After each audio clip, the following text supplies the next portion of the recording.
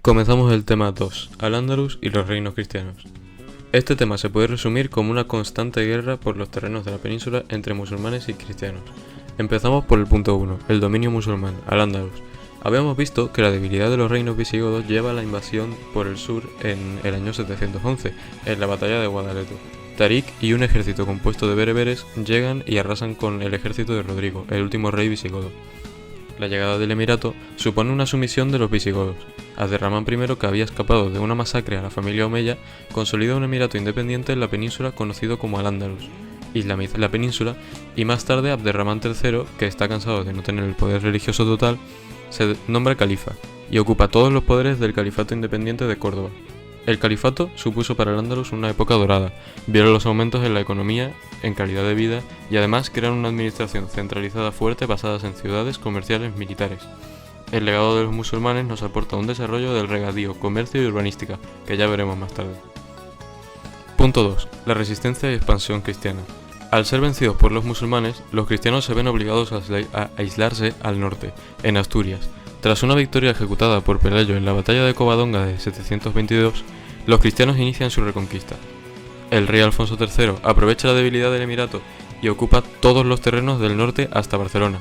Sin embargo, se frena con el califato, y los cristianos tuvieron que pagar bastantes impuestos a los califas. Se crea el condado de Castilla y los condados catalanes y se dividen los reinos cristianos en los tres principales, Aragón, Castilla y Navarra. Debido a algunas crisis de la aristocracia musulmana, acaban dividiendo el Andalus en taifas, que eran más débiles, y los cristianos se aprovecharon de esto para seguir con la reconquista hacia el sur de la península. Al ir avanzando los cristianos, los musulmanes tuvieron que pedir ayuda a los almorávides, bereberes y almohades, pero al final resultan todos vencidos en Navas de Tolosa en el año 1212. Tras estas grandes conquistas, los cristianos consolidan sus reinos uniendo Castilla y León, en la corona de Castilla. Se independiza Pamplona de Aragón y se convierte en Navarra, y finalmente el reino de Aragón se convierte en la corona de Aragón, que ya ves todo el cambio, pero bueno. Finalmente, los cristianos comienzan su gran expansión en el siglo XIII. Aragón conquista hasta Murcia y comienza su expansión por el Mediterráneo. Castilla conquista las provincias de Andalucía, aislando a los musulmanes en el reino nazarí de Granada, y Portugal conquista hasta el Algarve. Algo que sí que es importante mencionar son los distintos sistemas de repoblación que emplearon los cristianos para ocupar esas tierras recién conquistadas. Había 4 tipos. Por presura, que fueron los primeros territorios que eran pequeños, medianos, en el norte de la península; concejiles, que dividían el territorio en consejos, villas y pueblos regidos por un dirigente nominado por el rey; órdenes militares, grandes territorios otorgados a aquellos militares que ayudaron con la reconquista; y por último, repartimiento. Básicamente ya no sabían qué hacer con el resto de los terrenos, así que los siguieron repartiendo a participantes de la reconquista. Ese punto ha sido bastante largo, pero ya pasamos al punto 3. ¿Cómo era la economía de esos reinos cristianos? Inicialmente, la economía era de autoconsumo, pero empezaron a florecer económicamente cuando se expanden las rutas de comercio de Aragón y se ve un importante crecimiento demográfico. También influyen otros factores como el Camino de Santiago o la Mesta, una institución fundada por Alfonso X el Sabio que organizaba la producción de lana y dio lugar a un crecimiento económico muy grande en la península. La sociedad de los reinos cristianos era estamental y feudal. Las tierras eran heredadas y los campesinos que trabajaban en ellas eran siervos que trabajaban en duras condiciones, y las tierras ni siquiera eran suyas. Había una clara distinción entre los privilegiados, que vivían de puta madre sin tener que trabajar, los no privilegiados, que eran siervos, y por otra parte se ve un crecimiento importante de la burguesía, y las minorías como judíos y mudéjares vivían aislados de toda la sociedad. Las instituciones políticas. Existía la monarquía absolutista, que tenía un poder supremo y poseía los 3 poderes. Y por otra parte, las cortes, que era una reunión de los 3 estamentos que surge con el auge de la burguesía. Sin embargo, no se usaban mucho las cortes y normalmente se usaban para que el rey pidiera subsidios, es decir, dinero. Ahora vemos uno de los puntos más importantes que azota la Edad Media, la peste negra. Fue una gran plaga que tuvo una fatalidad inmensa, sobre todo en el reino de Aragón. Ya que era el reino con más comercio marítimo, hubo una crisis demográfica y además en la península suceden grandes despoblaciones que afectaron seriamente a la agricultura y a las ciudades. Y ahora viene el punto 4. Como ya hemos dicho, la peste supuso una gran recesión en la economía y agricultura debido a los grandes despoblamientos, pero Aragón fue el mayor afectado, tanto demográficamente como económicamente. Además, se dieron una serie de conflictos sociales debido al malestar social y una serie de remensas que pedía la anulación del régimen señorial y protestas contra los judíos llamadas pogromos. Además, vemos una guerra civil bastante importante que ocurre por el descontento general del pueblo, con dos bandos claros, los que apoyaban al rey Pedro I de Castilla y los que apoyaban a Enrique de Trastámara.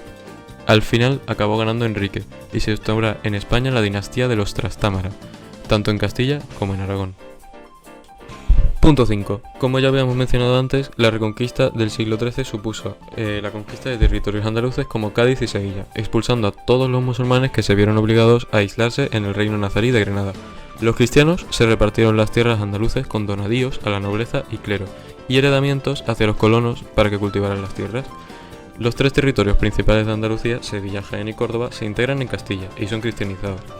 Es importante mencionar que la eliminación de los musulmanes supuso una recesión en las técnicas de regadío. El reino nazarí de Granada ocupaba las provincias de Málaga, Granada y Almería, y prosperaba en la artesanía y el comercio interno, y se ve su cultura en edificios emblemáticos como la Alhambra. Finalmente es conquistada por los reyes católicos. Punto 6. La religión, el arte y la cultura del andaluz. La religión islámica es monoteísta, la revelación se recoge en el Corán, su libro sagrado. Ellos piensan que Alá, Dios, es el centro del universo y todo gira en torno a él. La sociedad se rige por 5 pilares: declaración de fe, oración, limosna, ayuno y peregrinación. Al-Ándalus fue una vía de transmisión de sabidurías griegas, lo cual se ve reflejado en su importante rol en la Escuela de Traductores de Toledo. A lo largo de la historia de Al-Ándalus se pasa de una rígida estructura religiosa a una más abierta al arte y la cultura. Destacan en el arte su arquitectura y su artesanía, como ya mencionamos antes. Finalmente llegamos al punto 7. Arte y cultura en los reinos cristianos. Tras la caída del Imperio Romano, en la Europa cristiana fue la Iglesia quien asume el papel de preservar y transmitir la cultura. En España se ven distintos puntos de interés, como por ejemplo la Escuela de Traductores de Toledo, fundada por Alfonso X el Sabio, que es un puente entre las tres culturas principales y también hacia culturas más antiguas como el latín y el griego. Además se ve el nacimiento del Camino de Santiago, que se convierte en el sitio de peregrinación más importante para los cristianos y se establece como una importante vía de difusión del arte románico por Europa.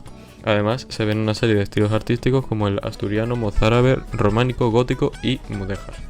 Con esto damos fin al tema 2 y el siguiente es el tema 3, los Reyes Católicos.